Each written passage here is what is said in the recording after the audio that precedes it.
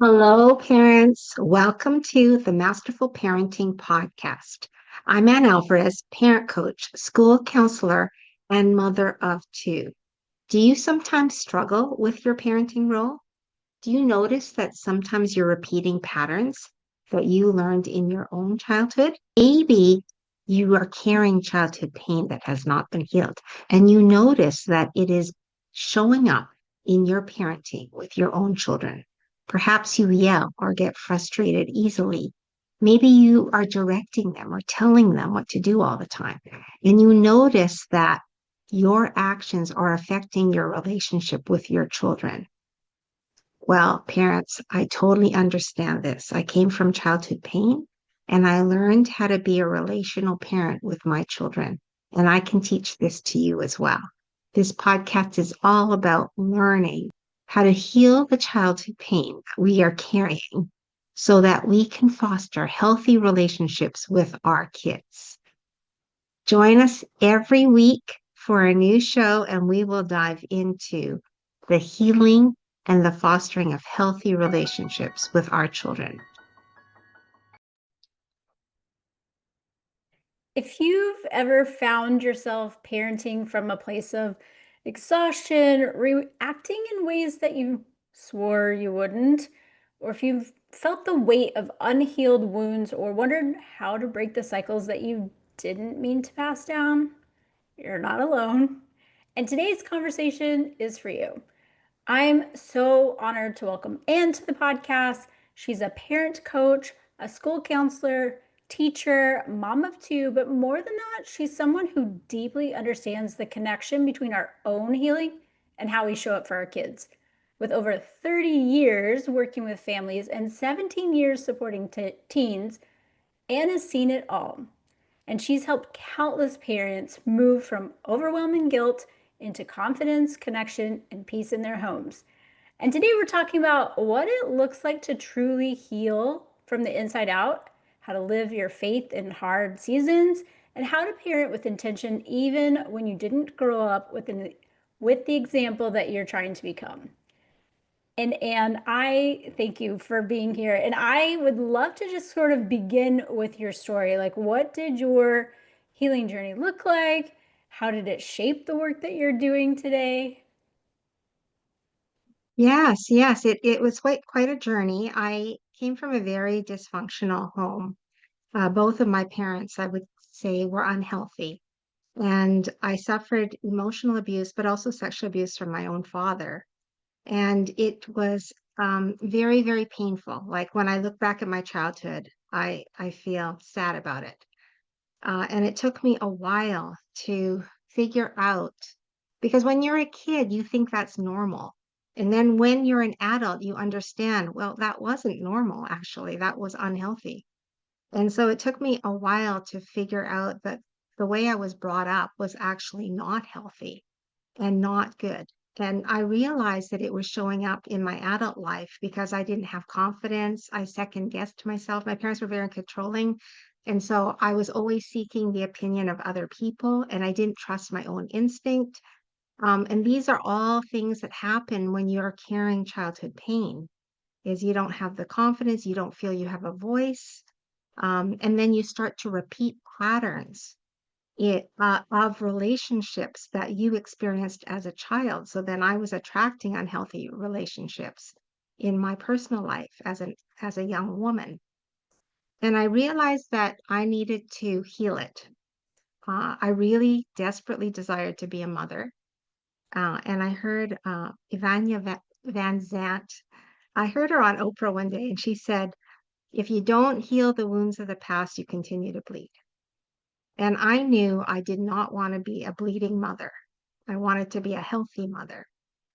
And my mom and I, we were still having, my mom was still being very toxic with me when I was a young woman, and I needed to take a break from her. So I was away from her for 2 years, 3 years actually. Um, and in that time period, it was really good because I just got clarity on what had happened. I did seek professional help. I saw a counselor before I left, and I told her my story. So I always tell parents, you got to tell your story because otherwise it lives in you if you don't unleash it. You have to unleash it with someone who feels safe and you know will hear you.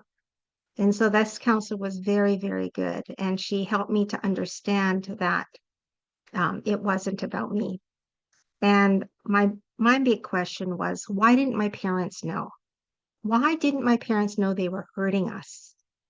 And she said, be grateful that you know.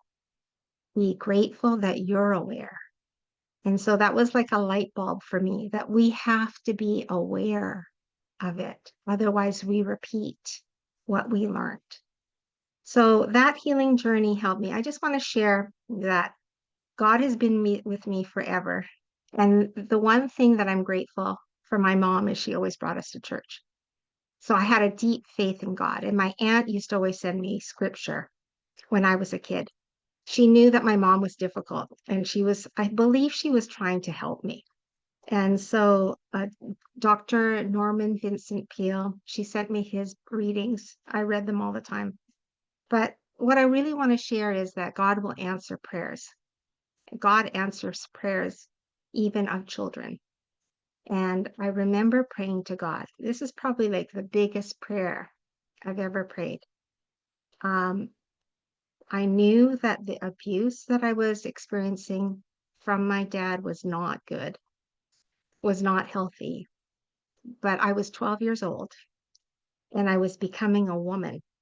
And I knew that if it continued as I'm approaching womanhood, that I would be damaged for like the rest of my life.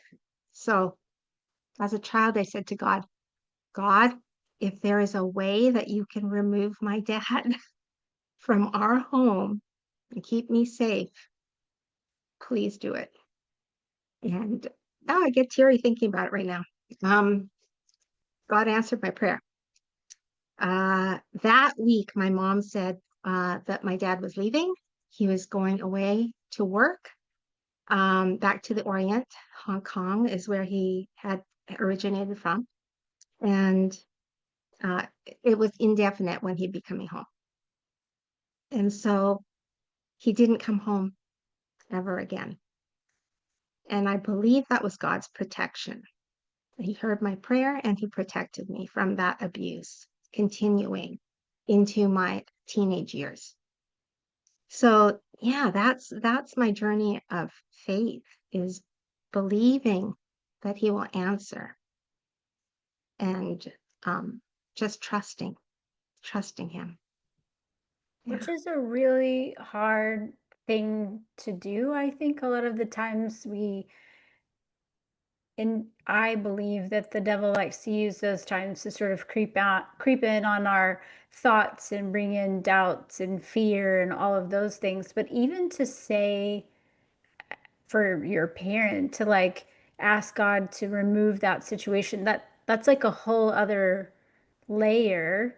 It's like you want one thing to stop, but also it's like your parent that you're supposed to love unconditionally. So I'm sure that that created a lot more wounds to sort of sort through.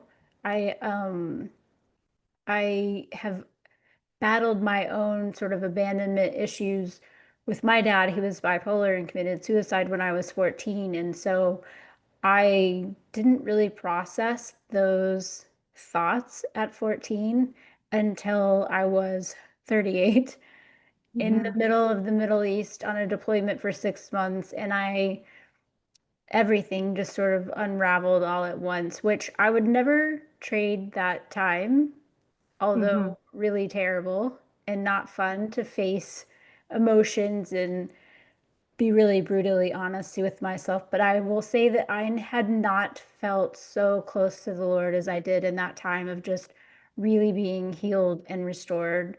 So, what over your years of experience, what are some of the biggest lessons that God's shown you about parenting, healing, or even just living out your faith in difficult times? God showed me he's always been there, even when I didn't think he was, even when I didn't feel it. He's always been there. And I have turned away from God at times, for sure. Like life gets busy, God is not the priority. Um, I didn't seek his help and his advice, when I got married. And now realize that was one of the lessons is really to always seek his counsel because he will always guide you. And you can't always just go with your feelings, how you're feeling, because you can't trust your feelings, especially if you've come from a wounded place, because all you want to do is be loved because you weren't loved by your parents, by your dad. You weren't loved by him. And so you're looking for love. And so you can't trust your feelings and your judgment. You don't know what is best for you. And God has shown me time and time again, his way is better than mine. Anytime I've tried to hold on to something and I lost it, he gave me something better. So I know that his way is better. And I've started to release, over the last few years, release control all to him. I did not want to release control in the early years. I just wanted control because if you grow up with instability in your home, control is really important because you didn't feel in control when you were a kid. And so you seek control when you're an adult. And that was definitely me. I wanted to be in charge, in control, and planning my life. But my life didn't go as planned. And so I had to lean into God and say, okay, God, my marriage ended. Okay, God, I'm not in the job I wanted to be. Okay, God, like this isn't where I thought I was going to live. And just release it. Release that desire to control your life because everything is in his hands and he knows best. I really love that reminder. And it's one of those things that I think is a lot easier said than done to For just sure. release. And I know that you've mentioned before that you had even struggled with infertility Mm. and how that brings up a whole lot of other, I mean, it's like you want to be a mom and you're struggling with the mom roles and all of these things. So how did you, like, tell us a little bit more about that? Okay, so I got married young and I waited 7 years because my husband wasn't ready to have children. So I was like, okay, I guess I'll wait. But now he's ready. Okay, awesome. I thought it would happen just like that, but it didn't. It wasn't happening. And so I was like, that's weird. How come this isn't happening? So I went to see a fertility specialist and he said, why don't we go on Clomid, right? Which is a fertility drug to help you release your eggs. So I wanted to go home and think about it and pray on it. Um, I don't know, there was something in my gut that said, do not take the drug. I don't know why. There was just something in my gut. So when the doctor called me, he says, okay, so are we going to start the Clomid? And I said, no, I'm not going to start the Clomid. And then he said, well, are you going to rely on divine intervention? And I said, as a matter of fact, I am. And so I didn't see that fertility doctor again, but I still wasn't getting pregnant. I'm a teacher, right? I'm teaching in Calgary and I'm in a private school and I'm supervising my students on the playground.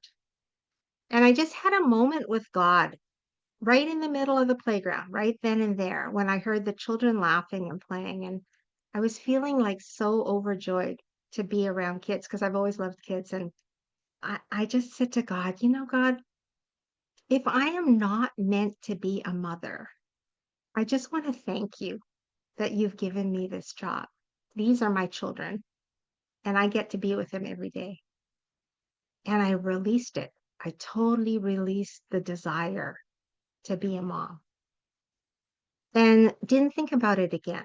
The next time I saw the doctor, a different doctor this time, I asked if I could get my tubes flushed because someone told me, oh, maybe your tubes are blocked and that's why you can't get pregnant. So I said, can I get my tubes flushed? He said, yes, yes, but we have to wait until your next period. And I said, okay. So I waited and waited and waited, and my next period didn't come.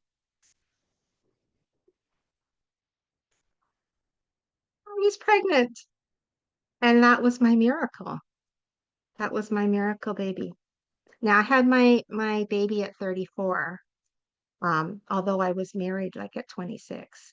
I had my baby at 34 and I realized, I said to God, I know why you made me wait. This is the baby I'm supposed to have. This is the son I'm supposed to have.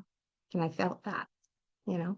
But that was my first experience. But my second child is another miracle.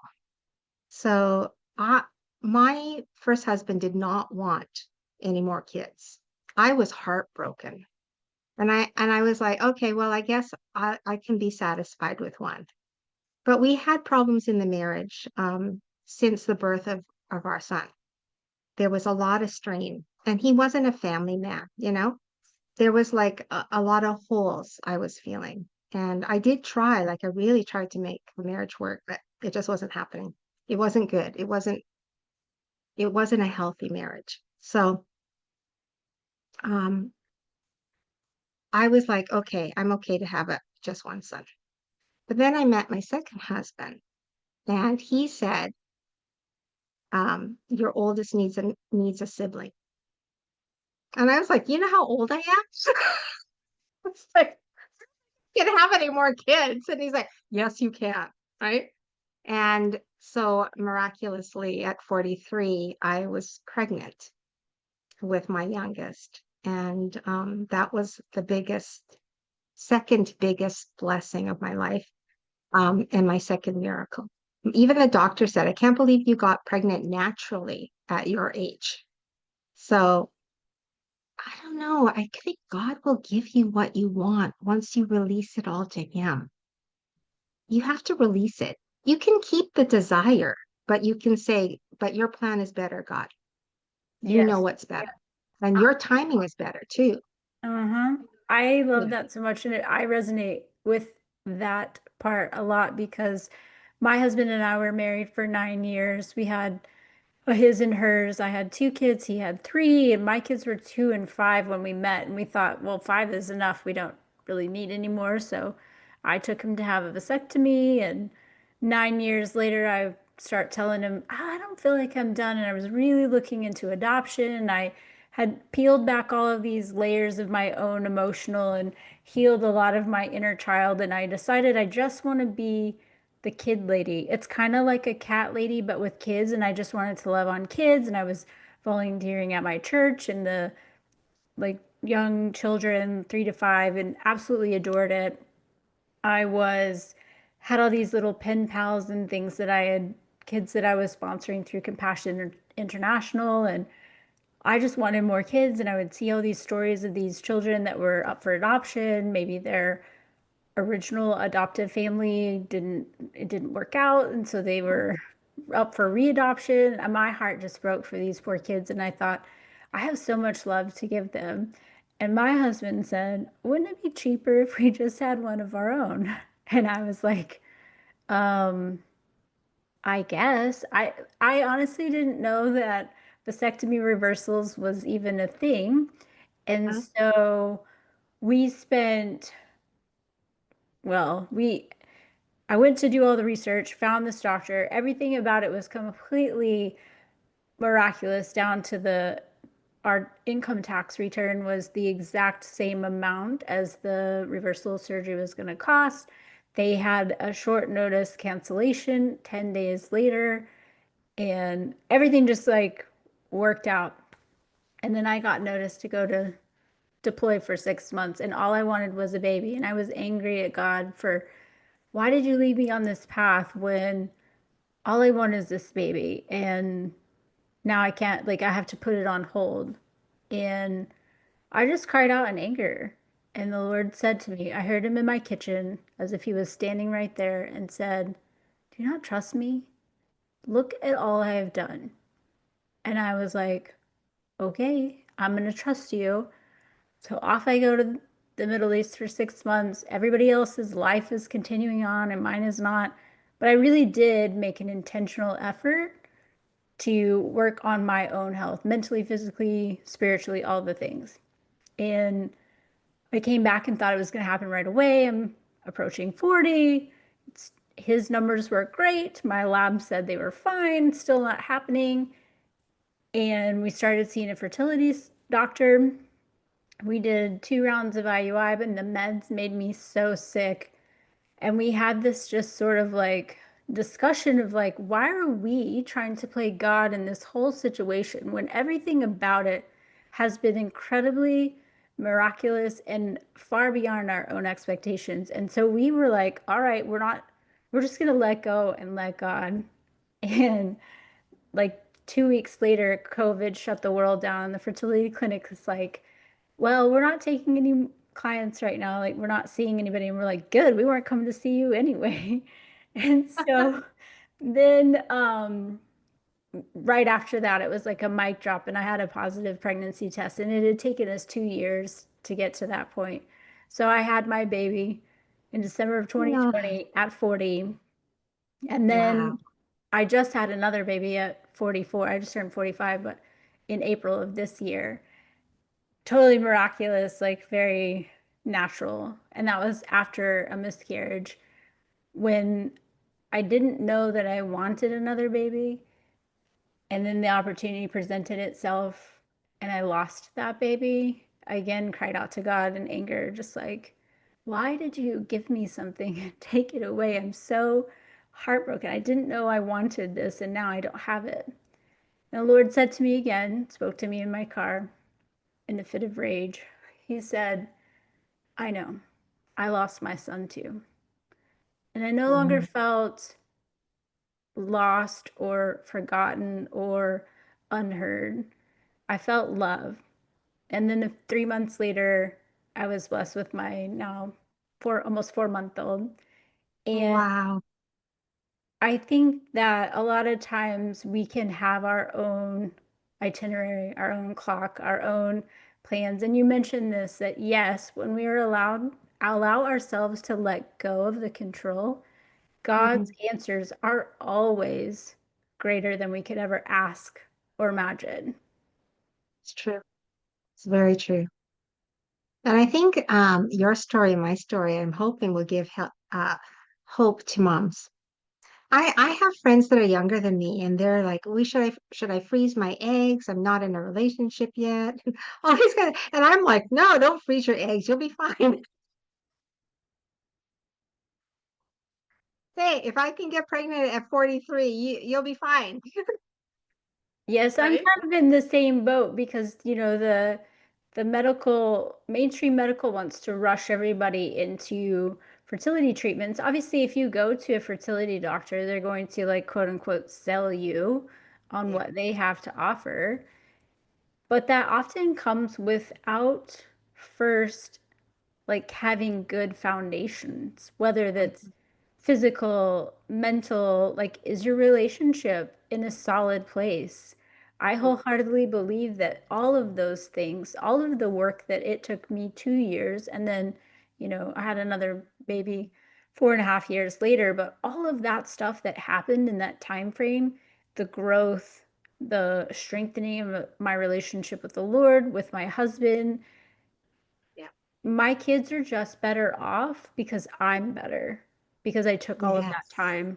And I wouldn't trade it for anything, even though it really sucked and I wanted a baby like yesterday. Yes. Yes. But don't you find that the waiting makes you appreciate them more? Absolutely. And Right? When it comes easy, sometimes you don't appreciate.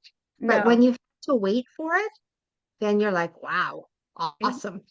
exactly. Well, and I do have the blessing that I have a 22-year-old and a 19-year-old. So I more or less got a redo.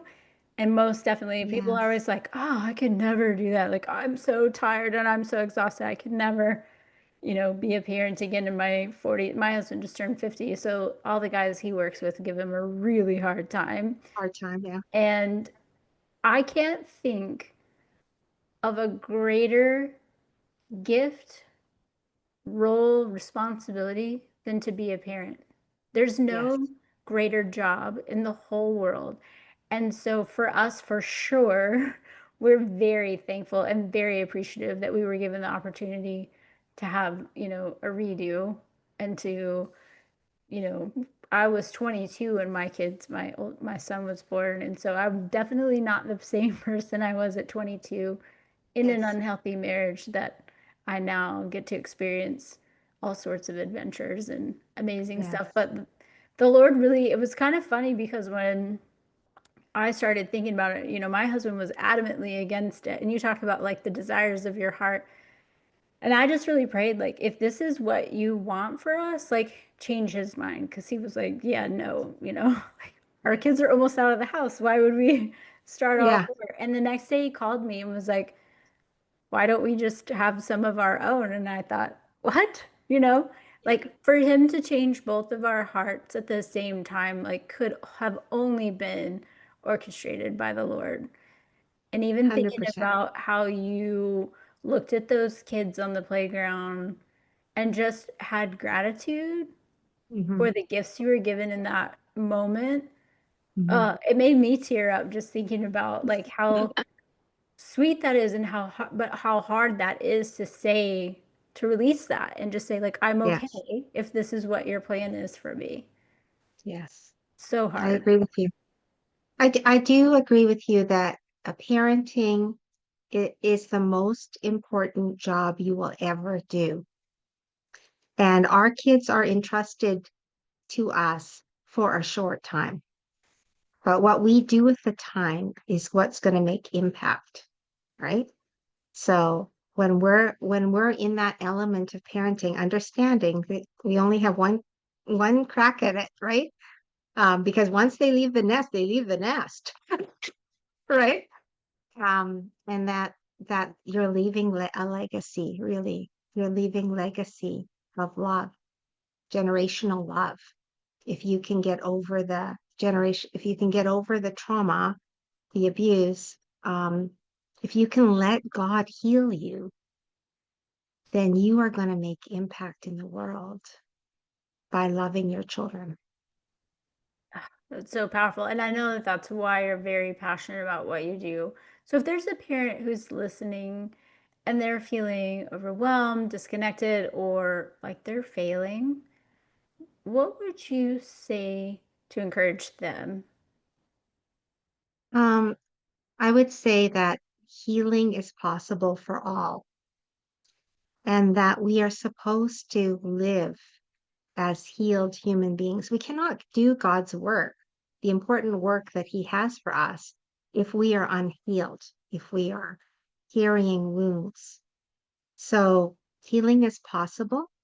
You just got to take it day by day and get support and learn what is healthy, what wasn't healthy. Understand that your parents had pain.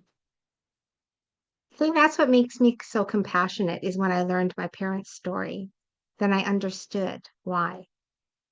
Um, and I'm grateful that I was able to understand their traumas, right? Because now I don't carry hatred.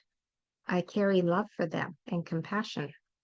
And that's part of the healing is forgiveness, compassion, and love. So that journey can happen for you. If it can happen for me and many other people, it can happen for you. And you owe it to yourself to heal because your life is going to be better, more fulfilled, and you will have joy again. Yeah, and sometimes that can feel impossible when you're in the thick of it because it's such a big, daunting process to heal. But for parents who are listening today and they're actually ready to start their healing, where should they begin? Like, do you have some maybe small yet powerful steps that they can take to start their Yeah. journey? Well, I have a whole program on heal your childhood. Learn how to connect because maybe your parents didn't connect with you. Learn how to communicate in a way that touches your children's hearts, right? Um, so I go through the process, but I have talked on my YouTube channel and on my own podcast about the healing journey that the first step is to tell your story. You have to unleash it. You have to tell it to someone safe, a coach, a therapist, a counselor, even a spouse, brother, sister, someone that will hear you and let you just release it, right? And then once you release it, then you can start processing it and seeing it in a different way. Remember, you are not that child anymore. You're an adult. You don't have to take on the messages that you gave yourself because oftentimes when we come from childhood pain, we personalize, we have a message about ourselves if our parents couldn't love us. We think we were not lovable. But actually that's not the truth. It's the truth is that your parents could not love you. They didn't have the capacity, but you were always worthy of love. So that is what you have to change in your mind and just start the process of loving yourself and loving God and sitting with God. God is all love. And so if you're sitting with God every day, you're going to feel love. I know in my darkest days, I said, God, I just want to sit in your love. God, I'm sad. I'm just going to sit with you and sit in your love. That's the power. And He will help to heal as well. But for sure, you'll have mentors that have been through what you're going through and can help you. And it will happen. Yes, I know I struggled personally just because of my own traumas with my earthly father that I had a hard time building a connection to my heavenly father because I had felt so abandoned. And in your years of experience, what are some of the biggest lessons that God has shown you about parenting, healing, living out your faith? God has shown me that to really fully develop relationship with others, you have to appreciate them, even when they are not the way you want them to be, right? Like, my mom and I, we have had a complete 360 healing journey. Like, I just love her so much. She's 86. She has dementia. I try and take care of her as best I can. I don't get triggered as much anymore by what she says. Um, Sometimes I do, I'm not gonna lie, but most of the time I can handle it and make it light. But also from there, I've been looking for what I love about her and appreciating her. And the more I love her and the more I appreciate her, um, the stronger our connection is. So the words I didn't hear as a kid, like, I love you, I'm proud of you, you're so amazing. Like, those are the words my mom uses now. Like, I would have loved to have heard them when I was a child, but I'll take them. I'll take them now, you know? But it's because I think I have just decided I'm gonna love her. Like, that's what we're called for as Christians. We're called to love, even though we've been hurt. So I just chose, God, help me to love her better. She triggers me. Can you help me? Give me patience. Give me patience for her. And He does. So for sure, the lesson is sit in love when you're in hurt. Remember to your identity comes from God, no one else. And God loves you and God has great plans for you. So if you can sit in that identity and not the one you gave yourself because you were hurt as a kid, that is what's going to fill you, right? Because you are worthy. And then just sit in love. In those times, have compassion for yourself. You're not meant to be perfect. We're all learning. None of us are perfect. So be compassionate, self-compassion and compassion for others, and sit in love every day. Do something you love every day. I say that to parents all the time. Do something you love every day. So you're sitting in love. One of my favorite things to do is to have like kitchen dance parties with my husband and kids, so I try to do that on the daily. And there was a time in my life because of words someone told me about don't dance, you look ridiculous, or that's embarrassing, that I just stopped doing the thing that I loved because of other people's opinions. And now I just kind of step into that and really encourage even my older kids to do the things that they love, even if other people don't understand it, because it's usually about themselves and not really about you. So I appreciate all of that. And I appreciate you taking the time to share your love and wisdom with us. If somebody is wanting to connect with you, how can they do that? I'll make sure it's in the show notes, but I always like to Yeah. just mention, I know you have some resources available as well. Yes, yes. So I'm all over the place. I have my website, annalvarez.com. Alvarez with an S, it's Portuguese. Uh, and I know a lot of people want to spell it with a Z. Um, and I have a YouTube channel, Masterful Parenting, at Masterful Parenting. I have a podcast, Masterful Parenting. And I'm on LinkedIn and on Instagram. So you will be able to find me and you can DM me on any of those sites.